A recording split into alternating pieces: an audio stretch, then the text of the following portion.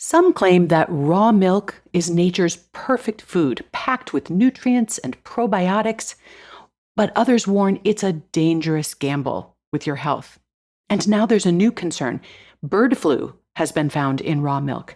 In today's episode, we're going to sort through the science on the raw milk debate.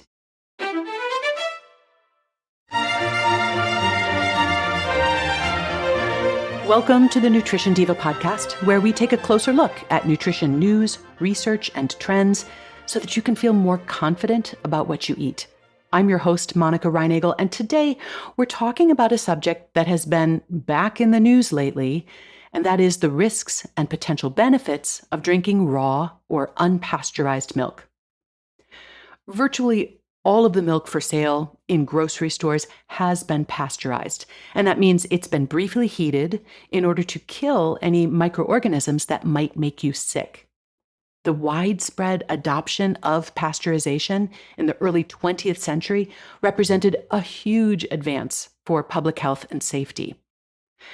However, a lot of people, including our recently confirmed Secretary of Health and Human Services, believe that raw, unpasteurized milk might actually be better for you. A 2017 survey found that 4% of U.S. adults said that they had consumed raw milk in the past year, with 1% drinking it once a week or more. Now, that may not sound like a lot, but it's roughly double the estimated percentage from a decade earlier. Now, depending on where you live, you might have a hard time buying raw milk. Approximately 30 states do allow some form of raw milk sales, but around 20 states prohibit it entirely. Federal regulations, meanwhile, prohibit the sale of raw milk for direct human consumption across state borders, out of concerns for public safety. Secretary Kennedy has characterized these regulations as aggressive suppression and expressed support for deregulating raw milk at the federal level. Unfortunately, as is so often the case, the more heated a debate gets, the more misinformation it seems to generate. A lot of what I've seen about raw milk tends to understate the risks and overstate the benefits. And we are also seeing instances of public health information being removed from governmental websites. So in today's episode, I want to take a closer look at the pros and cons of raw milk so that you can make an informed decision. Let's start with the risks. Raw milk can contain microorganisms that can make you sick, including E. coli, Salmonella, and Listeria. If one of these bugs takes hold in your gut, you might spend the weekend in the bathroom, or you could end up in the hospital. In rare cases, these sort of foodborne illnesses can be fatal. As with any infectious disease, young children, the elderly, pregnant women, and those with impaired immune systems are at the greatest risk. And now there is also concern about avian influenza or bird flu in raw milk. Although there have not been confirmed human infections linked to raw milk consumption, animal studies suggest that ingesting contaminated milk could plausibly lead to infection, and recent testing by the FDA found fragments of the H5N1 bird flu virus in over half of raw milk samples from various states. And in a smaller number of cases, intact virus, which could actually be infectious, was detected. Now, raw milk proponents will point out that just a few generations ago, everyone in the country drank raw milk, and that's true. But it's also true that raw dairy was the most common source of foodborne illness back then, and a major source of infant mortality. Now, of course, keeping cows healthy and maintaining clean farms and milking operations can reduce the risk of certain pathogens, but not to zero. And obviously, bird flu introduces a new risk that was not part of the landscape a century ago.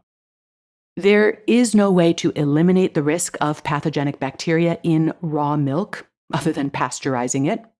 And contrary to what you may have read, there is absolutely nothing in raw milk that naturally kills these dangerous pathogens or protects you from them. Here in the United States, between 2013 and 2018, which is the most recent data that we have, there were 75 outbreaks of illness linked to unpasteurized milk, combining to result in 675 illnesses, and nearly half of those affected were children. Raw milk proponents also like to point out that people can also get sick from pasteurized milk that has been contaminated after the pasteurization process. And that's true, but it's also quite rare. People who drink raw milk are approximately 800 times more likely to get sick from it compared to pasteurized milk drinkers, and 45 times more likely to end up in the hospital. Seeing as pasteurized milk is an option, why would you take unnecessary risks by drinking raw milk? Well, raw milk proponents point out that raw milk contains nutrients, enzymes, beneficial bacteria, and other compounds that are denatured or destroyed by pasteurization. And that's true. So the question is not whether raw milk is different than pasteurized milk. It clearly is.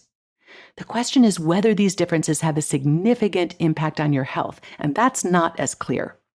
Let's start with the beneficial bacteria. Foods containing friendly lactobacillus bacteria are definitely good for you, but you will get far more beneficial bacteria from eating yogurt or drinking kefir than you would from drinking raw milk.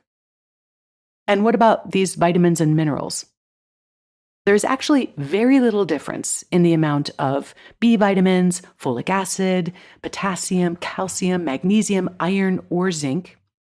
And in fact, pasteurized milk is generally much higher in vitamin A and vitamin D than raw milk, but that's only because it's usually fortified with these nutrients. About the only nutrient that is significantly impacted by pasteurization is vitamin C.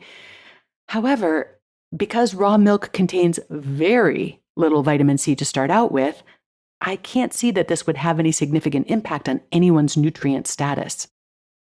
Contrary to popular belief, raw milk is not lower in lactose than pasteurized milk, and it does not contain any lactose-digesting enzymes.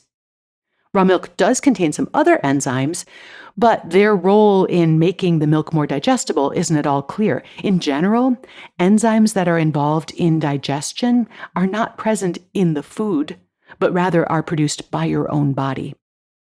Most of the evidence for the benefits of drinking raw milk or dairy is anecdotal. So people report that when they started drinking raw milk, they got fewer colds, or their allergies went away, or their irritable bowel wasn't as irritable, or that they were no longer lactose intolerant. These sorts of testimonials can be very compelling, but as scientific evidence, they have three major weaknesses. The first is reporting bias. Anecdotal evidence may be a very accurate representation of someone else's experience, but it doesn't give you much information about how likely you are to have the same experience. And that's because you are much more likely to notice and tell people about a positive response than if nothing special happens. And this reporting bias tends to make positive outcomes seem much more likely than they actually are. The scientific literature suffers from this same bias, by the way. An experiment that finds a relationship between A and B is much more likely to be published than an experiment that finds no relationship between A and B. But when you stop to think about it, both of these are equally important pieces of information. Another weakness with anecdotal information is that it does not control for variables. Maybe switching to raw milk was part of a larger effort to improve your diet. In addition to adding raw milk, you also eliminated refined sugar and started eating more vegetables. If you then get fewer colds, who's to say that it was the raw milk that made the difference rather than, say, the extra broccoli? Or perhaps the year that you started drinking raw milk happened to be a year when the frost date was a lot later than usual, which lowered the pollen count that spring. Or a year when low rainfall reduced the mold count. So is the improvement in your allergies from the raw milk or from environmental factors?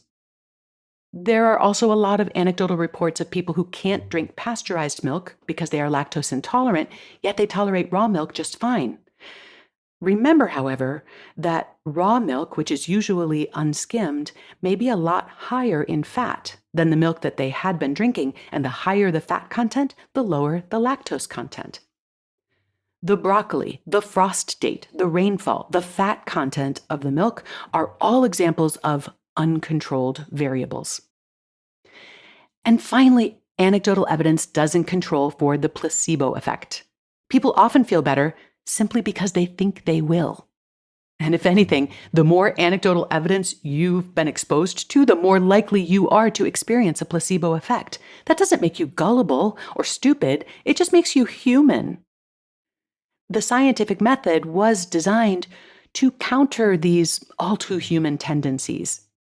Anecdotal reports often suggest that something is worth researching further, but the way we calculate the probability of certain results, the way we control for variables, the way we evaluate the placebo response is to conduct controlled trials. Unfortunately, we don't have much in the way of controlled trials for raw milk versus pasteurized milk. Really, the most compelling scientific claim for raw milk is that it might reduce the risk of allergies and asthma, particularly in children. The Gabriella study, published in 2011, first identified this association, and subsequent research has supported the idea that early life consumption of raw milk is associated with lower rates of asthma, hay fever, and allergic sensitization. However, these observational findings come primarily from children who grow up on farms, and this is a lifestyle that potentially introduces a whole lot of uncontrolled variables. And plus, we still need to weigh that potential benefit against the risks.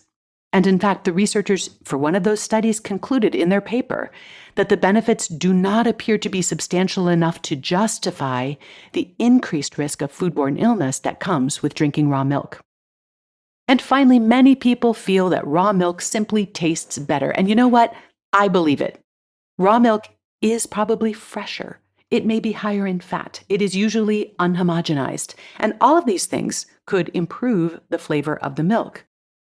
However, it is possible to buy fresh, unskimmed, unhomogenized milk direct from the farmer in those super attractive glass bottles and still have the security of pasteurization. You can go to localharvest.org to search for dairy farmers that sell direct to consumers in your location. I hope that this episode has provided a little clarity around this issue. And in the show notes, we've included links to a lot of the resources and the studies that I mentioned if you'd like to dig a little deeper. If you have another question or issue you'd like me to dig into, you can email me at nutrition@quickanddirtytips.com. If you'd like to find out about having me speak at your next live or virtual event, you can learn more at wellnessworkshere.com. Nutrition Diva is a Quick and Dirty Tips podcast. Steve Riekeberg is our audio engineer. Brandon Getchus provides script editing. Holly Hutchings is our digital operations specialist. And Morgan Christensen heads up podcast operations and advertising.